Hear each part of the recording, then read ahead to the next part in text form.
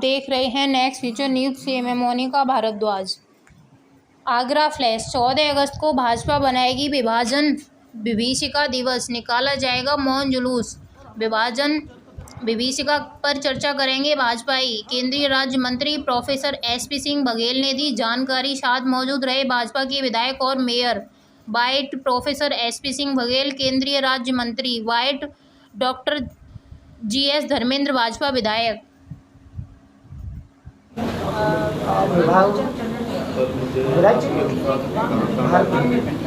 जो 14 अगस्त को 1947 में विभाजन हुआ, वो विषय को हर साल आप लोग मनाते हैं, क्या कहेंगे इस पर? देखिए, 14 अगस्त और 15 अगस्त की रात को ये देश का विभाजन हुआ और अपना देश आज़ाद भी हुआ जब 15 अगस्त 1947 में। लेकिन जिस समय ये स्वतंत्रता संग्राम की लड़ाई चल रही थी, उस समय मुस्लिम लीग ने जानबूझ करके लाहौर के अंदर एक अधिवेशन जो उन्होंने बुलाया और अधिवेशन के अंदर भारत के विभाजन की वहाँ पर आधारशिला रखी। ये मुस्लिम लीग ये चाहता था कि किसी तरह देश का विभाजन हो जाए, तो उस समय देश के प्रधानमंत्री या तो देश के प्रधानमंत्री अविभाजित भारत के देश के प्रधानमंत्री जिन्ना बने और जिन्ना नहीं बने तो फिर यह भारत का विभाजन हो जाए।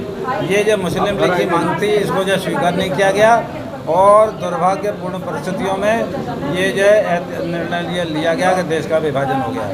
जब देश का विभाजन हुआ तो कितने लोगों की, लाखों लोगों की उस समय जो हत्याएं हुई, लोगों को जो मार के ट्रेनों में भर के पाकिस्तान से हिंदुस्तान में भेजा था।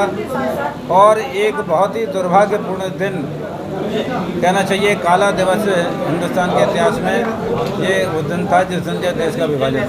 14 अगस्त को आप लोग काला दिवस मनाने जा रहे हैं। 14 अगस्त को आप लोग काला दिवस मनाने जा रहे हैं। ये पार्टी का जो भी आदेश है, विभाजन विभीषिका दिवस पार्टी का जो आदेश है काला दिवस मनाने का।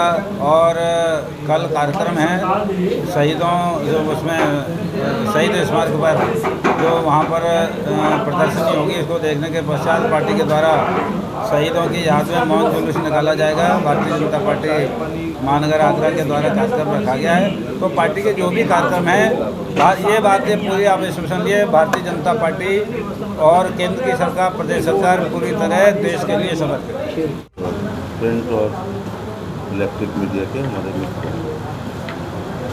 जैसा अध्यक्ष जी ने आपको बताया है कि कुछ आगामी दिनों के कार्यक्रमों को जनता तक पहुंच सके और इस विषय में आपको आज याद किया गया है। जैसा बताया गया कि कल शहीद स्मारक पर एक गोष्ठी होगी जिसमें भारत के विभाजन के कारण क्या रहे, किन लोगों ने कराए, क्यों कराए, उसके दुष्परिणाम क्या हुए, फिर प्रतीकात्मक रूप से मौन जुलूस करते हुए भारत माता दिवाली तक जाएंगे। 15 अगस्त को BJP ऑफिस में 9 बजे झंडारोहण होगा, सरकारी कई कार्यक्रम होंगे। कल 11 बजे जो हमारा डाकघर है, बड़ा डाकखाना, वहाँ पर मैं एक प्रदर्शनी का उद्घाटन करूँगा जिसमें ये बंटवारे से लेकर के आज़ादी की तमाम घटनाओं का सचित्र वर्णन होगा।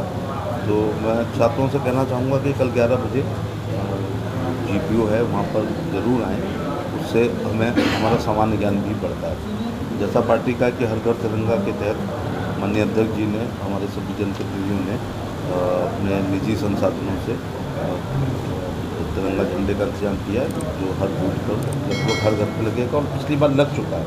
इसलिए हमारे लिए ये, मैंने पिछली बार बहुत पाइप में रहने वाले लोगों को, पॉलीथीन में रहने वाले लोगों को, झोपड़ी में रहने वाले लोग, पेड़ों पर जैसे एक्सप्रेस वे पर जाते हैं तो थोड़ा दिखाई पड़ता है।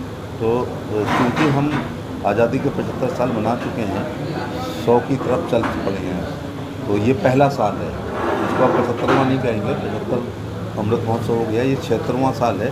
अब हमारा टारगेट 2047 है। हम में से आधे तो 2047 तक रहेंगे ही नहीं, लेकिन याद रखना आज की तारीख, स्थान, समय और प्रेस कॉन्फ्रेंस, क्योंकि यूथ पत्रकार हैं। 2047 में देश नंबर 1 इकनॉमी होगा, हम सुपर पावर होंगे, हम सशक्त राष्ट्र होंगे और विश्व की राजनीति में भारत का वैसा ही दबदबा होगा जो वर्षों अमेरिका और रूस ने विश्व की राजनीति में रखा। ऐसा सब के बीच नरेंद्र मोदी जी ने बजट के माध्यम से भी और बच्चों में जागरूकता के हिसाब से भी किया है। 3 चीज़ों का आह्वान 9 अगस्त को 1940 में गांधी जी ने अंग्रेजों क्विट इंडिया कहा था। अंग्रेज चले गए, लेकिन हमें विरासत में भ्रष्टाचार मिला है, परिवारवाद मिला है और तुष्टीकरण की राजनीति मिली है। इसलिए नरेंद्र मोदी जी ने 3 आह्वान किए हैं। भ्रष्टाचार भारत छोड़ो, परिवारवाद भारत छोड़ो, तुष्टीकरण भारत छोड़ो। अब हमें I.N.T.I.A तक चर्चा नहीं करनी है, हमें भारत पर चर्चा करनी है। पिछले लगभग 66 साल से भारत के लोग सरकार चलाते थे, बनाते थे, और इंडिया के लोग चलाते थे। अब ये 9 साल में भारत के लोग सरकार चुनते हैं, भारत के लोग ही सरकार चला रहे हैं। इस वजह से गरीब कल्याणकारी योजनाएं बहुत सारी हैं। मैं आप सबके माध्यम से आगरा के निवासियों से निवेदन करूंगा कि जैसे होली, दिवाली, दशहरा या हमारे मुस्लिम भाई ईद बकरीद मनाते हैं, या क्रिश्चियंस लोग गुड फ्राइडे ईस्टर को मनाते हैं, या बौद्ध धर्म हमारे बुद्ध पूर्णिमा को मनाते हैं, या जैन धर्मावलंबी सभी हमारे तीर्थंकरों का जन्म और पुण्यतिथि मनाते हैं। हमारे सिख लोग सभी दस्युओं गुरुओं के जन्मदिन और पुण्यतिथि और प्रकाश उत्सव मनाते हैं। ऐसे ही हमको हमारा राष्ट्रीय पर्व है जो